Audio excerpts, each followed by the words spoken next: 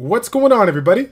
It's Childish. We're back at it again with the next episode of Educate and Dominate, the one-on-one interview series where we take some of the top names of the game and get their insights so we can bring your game to the next level.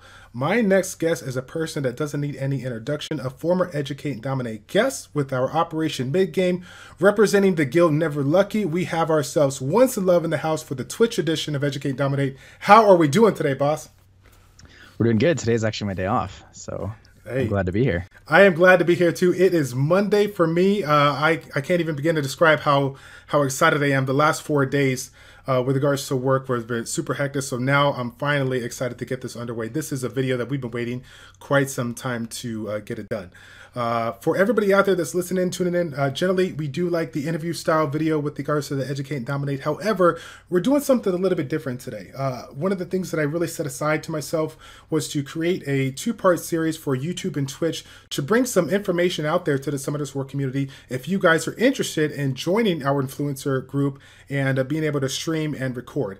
As you guys already heard, we have done a video with Shredded Puzzle, and now we're bringing on board Onceinluv, who has been a long, well-established Twitch streamer in the Summoners War community. So without further adu, let's get right into it. With regards to Twitch, there's a couple of other platforms out there, but Twitch is the one that's going to be the one that generally people go for here. In your opinion, Onceinluv, what do you think as far as why Twitch is just so good for people to consider when streaming?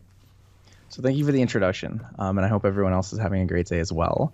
When it comes to Twitch, there's a lot of very, very straightforward benefits. So one, Twitch is really strongly established. It's very well established. It's been around for a long time. Everybody knows about it. There's tons of really big games and big tournaments that are streamed on Twitch. It's also backed by Amazon, since Amazon owns Twitch. But the things that you're looking for mainly as someone who's looking to get into broadcasting, Twitch offers a very strong level of viewer interaction that you don't necessarily get with other broadcasting softwares or broadcasting websites. My apologies. It allows you to build a really strong community because of low delay, as well as there is a lot of viewership already on Twitch. A lot of people may click your stream just because they've never seen your name before. Right.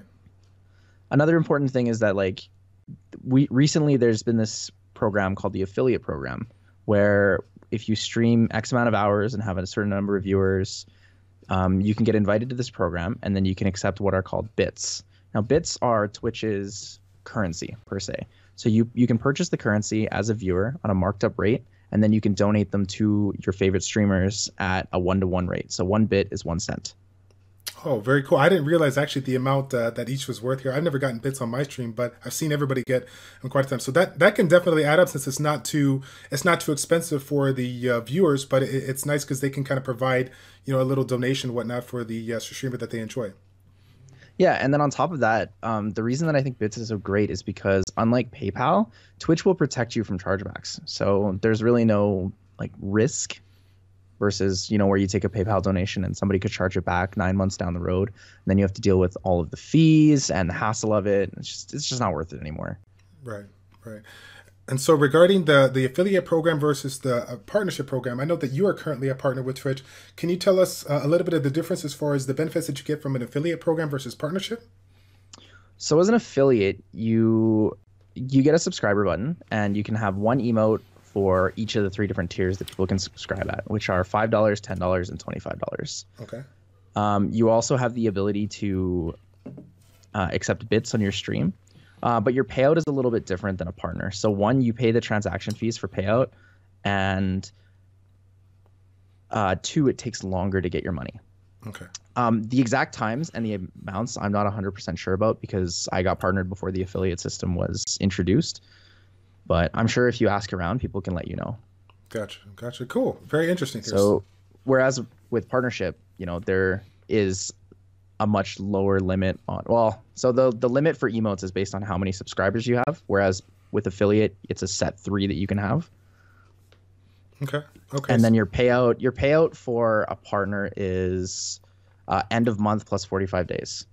Gotcha. With everything that they've heard just so far right now, everybody's still waiting to hear what is the one thing or multiple things here that we need to do to get set up here. So can you explain a little bit about the prerequisites and how we want to get started if we're going to be a Twitch streamer?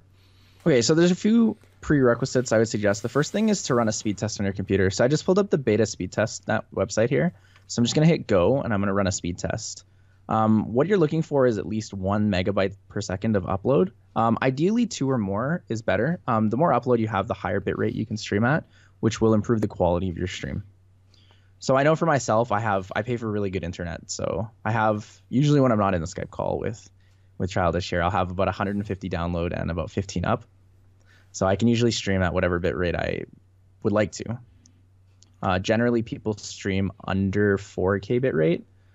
But if you have a small amount of upload, it's usually suggested that the maximum value that you do is 80% of your total upload. So if your total upload is about 2 megabytes, you probably want to stick at like 1.5 to 1.6K bit rate maximum. The next thing you want to make sure that you have a computer or a laptop that can actually handle basic stream settings.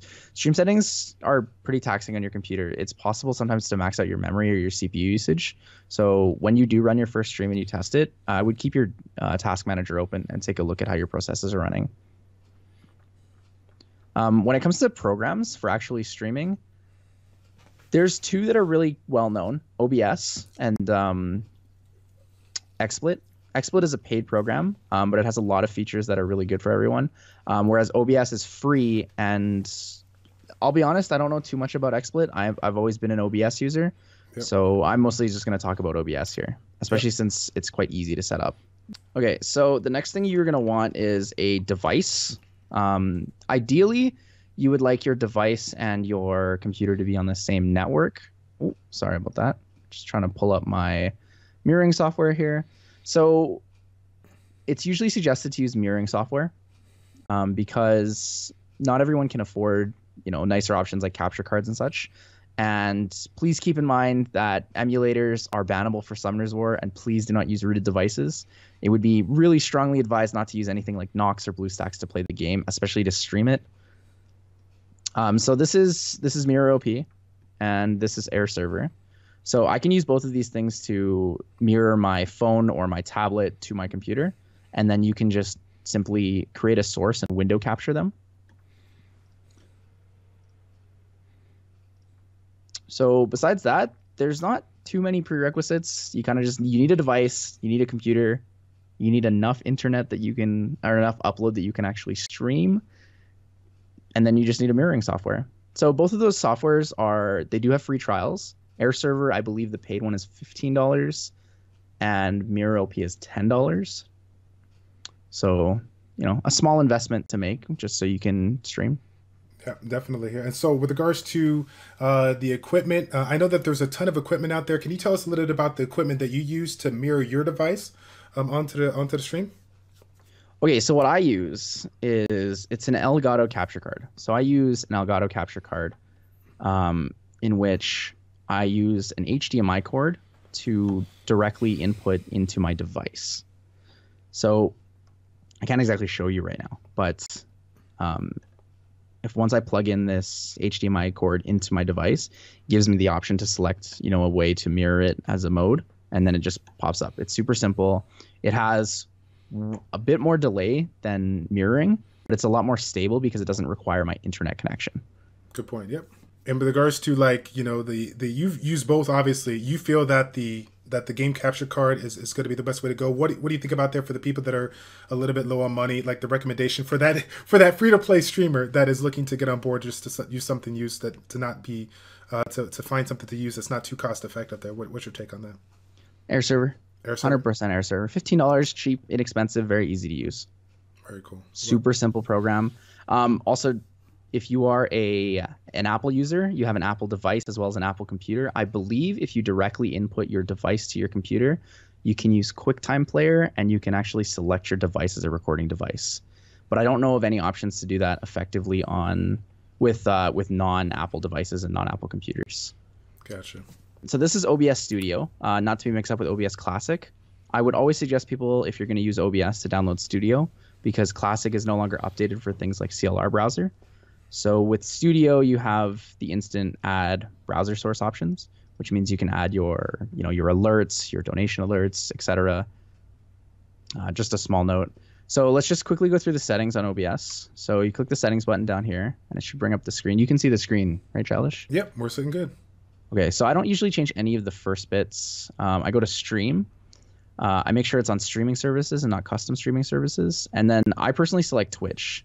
So now your other services here are things like YouTube Gaming, Mixer. So Mixer is the old Beam, rebranded and purchased by Microsoft. There's things like Restream.io, Facebook Live, and Twitter Periscope. So after I select Twitch, I select whatever server is closest to me. US West Seattle usually works best for me. And then I input my stream key. So the stream key is essentially a key that allows you to stream to specifically your channel. This is something you never want to give away to people, and you never want to show it on your stream. So if you do make a mistake like showing it on your stream, you are able to, go and reset the key and get a new one. If you want to find your stream key, you want to go to twitch.tv/dashboard, and then you want to select, I believe it is settings, and then it'll give you an option to select stream key from there. Okay. So when it comes to output, this is what I was talking about with your video bitrate being at max 80% of your upload. I've always used basic settings. I don't use really advanced settings for OBS because I'm not as familiar with very specific settings as well as very specific recording settings. So I always use simple, my bitrate, I use X264, and then audio bitrates, I always use 160. So here's what we were talking about for the alternate content creation. So if you want to record while you stream and make YouTube videos, you want to select this recording path. So you click browse and you can select whatever drive you want and wherever you want it to save. But make sure that you know where this is and that this drive actually has space, because your videos can take up a lot of space if you're streaming and recording all the time. Okay. For recording quality, you have options. You can go same as the stream, which is going to be the same bitrate, same audio bitrate, or you can set it to higher and higher quality. But the higher you make the quality, obviously the larger the file size will be.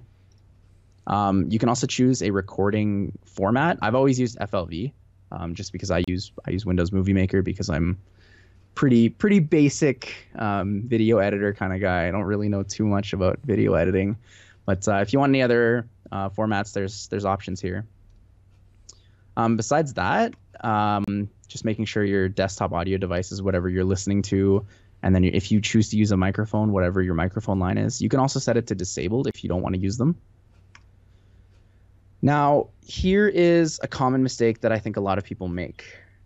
You don't necessarily need to stream in 1080p. It's kind of difficult to do, and as it requires a good computer and it requires decent internet.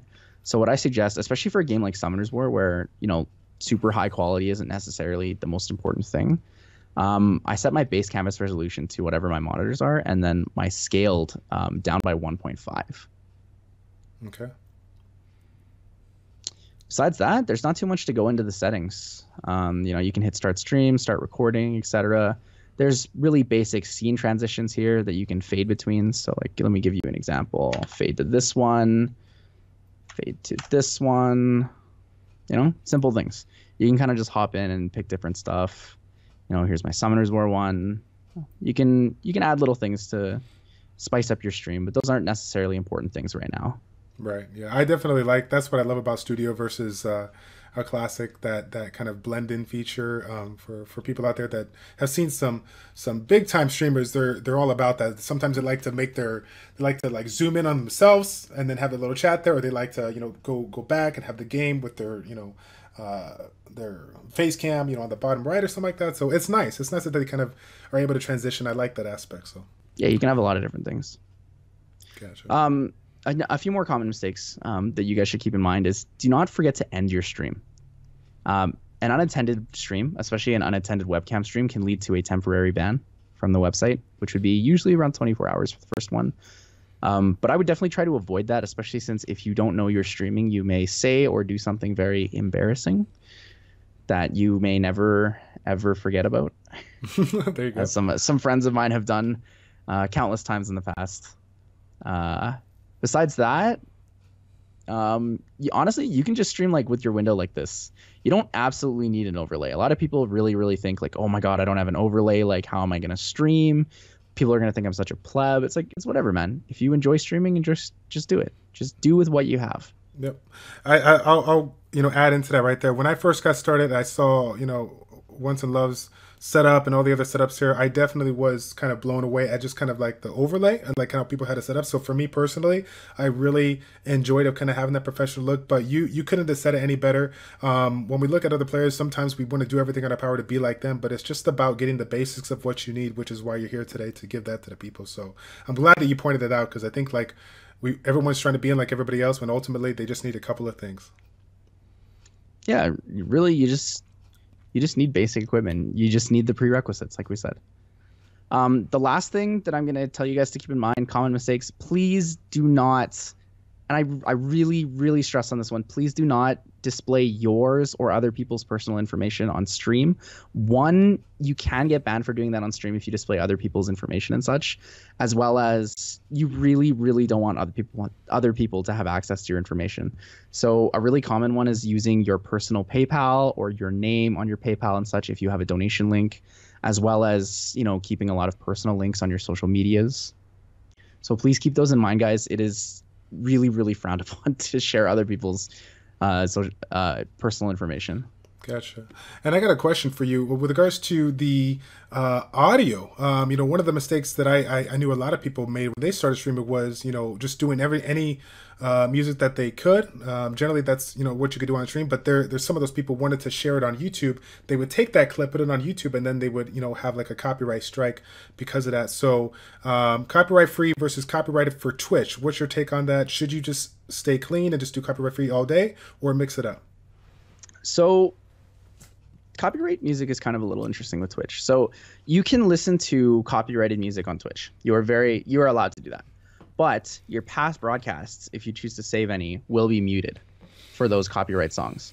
Now, if you're planning on recording your content or using your content for videos and you talk a lot or something you said or someone in your stream said is important to that content, you may want to just avoid using copyrighted music, because if you're unable to split your audio lines with your video and mic lines and such when you're actually editing your video, you're going to be hooped in that sense that, you're going to be using copyrighted music on YouTube and YouTube will just mute your video as well.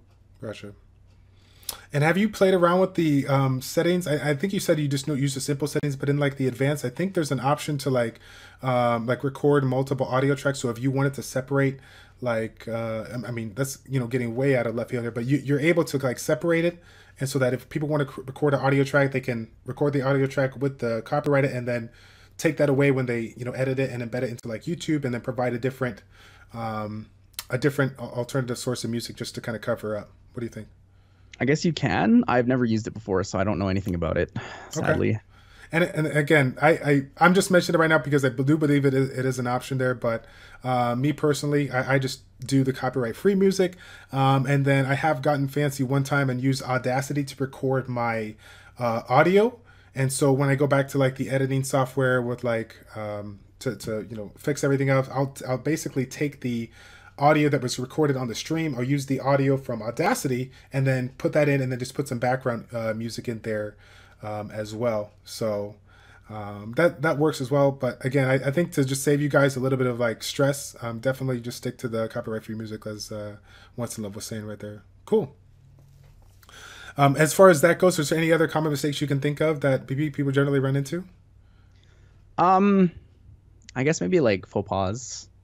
Not necessarily common I guess they're kind of common mistakes. 3 things I would keep in mind. 1, don't do illegal things on stream. Don't talk about illegal things on stream. If you do drugs, don't talk about it on stream. Don't promote that on stream. It's just it's distasteful. It is illegal in most places, so keep that in mind, guys. And there are generally a younger audience that watches your stream as well. Another one that's really important, please don't treat people poorly just because you are the streamer or you're streaming. Some people may be rude to you, and it may be acceptable to be rude back in some cases, but you don't have to be rude back. You can always just ask people to leave. You can time them out from your channel. There are other options besides just being rude and having this, oh, I'm the streamer, sense of mind.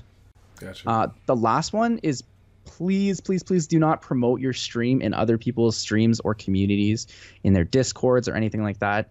It is really basic Twitch etiquette, and it's very, very rude, and you may get punished in a lot of places. I know your intention is to make friends with people and to promote your stream, but it may end up just backfiring and getting people to dislike you. Yeah, yeah, and that's funny too. You Twitch etiquette and YouTube etiquette alike.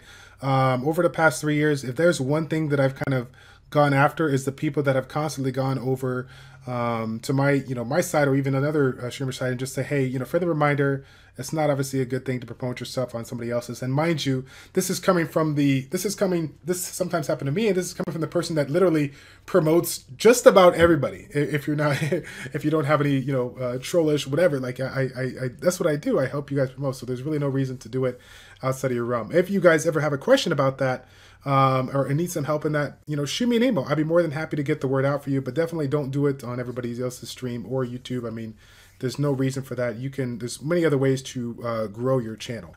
Speaking of which, I think that's another great segue into the next topic that I want to talk about. When we get involved in the Twitch streamer, one of the first things we're looking at, we're like, all right, we're all set up. We got everything that you said we wanted to do once in love, but now we need to figure out what we can do to grow. So what is some of your best tips on how to start growing? So I think the easiest way to start growing is to enjoy yourself while you stream. If you don't enjoy yourself, people won't enjoy watching you. It's honestly as simple as that. But when it comes to things like social media, because I know this is a very common one people think about, I think Summoner's War doesn't really get much out of social media. I don't think you really get much out of using Facebook to promote yourself, or Twitter, or creating a Discord community or anything. But what it does do is it allows you to connect with a community you have already built. It allows you to communicate with them. It allows you to talk with them outside of stream, let them know. I guess communicating is pretty much the entire overarching. You can let them know when you're going to be streaming. If you can't stream, you can talk to them about other stuff outside of stream. It's a very easy way to keep connected with your community. Now, my suggestion personally is always to use Discord. And I know, I'm a Discord partner, so a lot of people will think that's me selling out. But Discord is a free option to a lot of people that want to build a community. It also has a lot of really strong Twitch integration. I know that recently the Twitch app has started to make improvements. So a lot of people have been using Twitch app, as well as some people actually use, I believe it's called Twitch Pulse, which is the feed below your stream. You can make posts there and, upload videos and such. Other ways to improve your stream and growth, I would say just, spend time in other people's streams, make friends with the people that come to your streams. It's important to try to make genuine connections and not just go there and say hi and then leave, and then go there and say hi and leave just so you can get your name out. A lot of people will know. They'll be like, oh, that guy just came here just to say hi, just so we would see that he's here. The last thing for awareness and growth is a streaming schedule. Streaming schedule, maintaining and having is very healthy for stability of regular viewers. But yes, back to that discussion. I personally do not like persona streamers. I feel there's a lack of connection for me with people who stream as a persona. I feel like I would only ever be able to connect with them either only on stream or only off stream, and that's personally not for me. It works for a lot of people, but it is, I would say, equally as difficult as trying to be yourself. Really good examples of streamers who have personas where that's the selling point of their stream and they are very popular would be people like Dr. Disrespect, people like CaseyTron. But I still would suggest, and this is always going to be my number one tip for people who start streaming, be yourself and enjoy what you do. If you're not having a good time, change what you're doing or end your stream. If you're not having a good time, people probably won't have a good time as well. So just come back. Don't feel bad. Sometimes you just need a little bit of time and you can come back to it. Yep. It's as simple as that. Definitely. I just wanted to add as well, coming from my perspective, when I got into YouTube videos and streaming, one of the things that I try to do is be absolutely perfect when I can. But I realized real quickly that I fail with the best of them, and probably more than most people do, whether it's through making videos, editing videos, or even just trying to do something and just noobing out and failing. But I embrace it. I use it, with regards to my stream, and I have a blast with it. I have no problem with that part. I mean, that's just kind of like my thing that I do. But I personally use my fails as a way to kind of make myself better. That's what I've been focusing on, and even so much with our Epic Fail community as well. So, whatever it is your thing, whatever you're trying to work on, stick to that, point one, that ground point, which is be yourself. And I think that you will do just well. So yeah, that's pretty much all I have to cover in this episode of the Twitch E&D. I guess as small notes for the next episode, we'll probably go over things like, Twitch bots, currency on your stream, things like overlays, how to set up alerts, and a lot of different options. Little things to add flair to your stream. Nothing absolutely necessary by any means, but things that can make it a little more fun. Definitely, and I'm looking forward to hearing to that. So once again, guys, thank you all so much for tuning in for part one. Onceinluv, thank you for coming on board and doing this little mini series for our Twitch edition of Educate and Dominate. I really do appreciate you taking the time to do this. No worries. I really appreciate being here, and I really appreciate going back and having people come to my stream and say like, hey man, thank you for making that video with Childish. It really does mean a lot to me that you guys enjoy the content that we make together. So thank you for inviting me out to do another one of these. I really do appreciate it. Alrighty, guys. Well, once again, if you haven't subbed to Onceinluv before on YouTube and Twitch, I'm going to leave the links in the description down below. And again, let's go ahead and open it up to the viewers. If you have a couple of questions from everything that we talked about, and with regards to the points that we said we were going to make on part two, anything outside of that, please feel free to leave it in the comment section down below, and we will use your feedback to put into our upcoming videos, all right? That's going to be it. It's your boy Childish, and Onceinluv with ChildishPlays taking out. Take care, and we will see you all next time. We're out.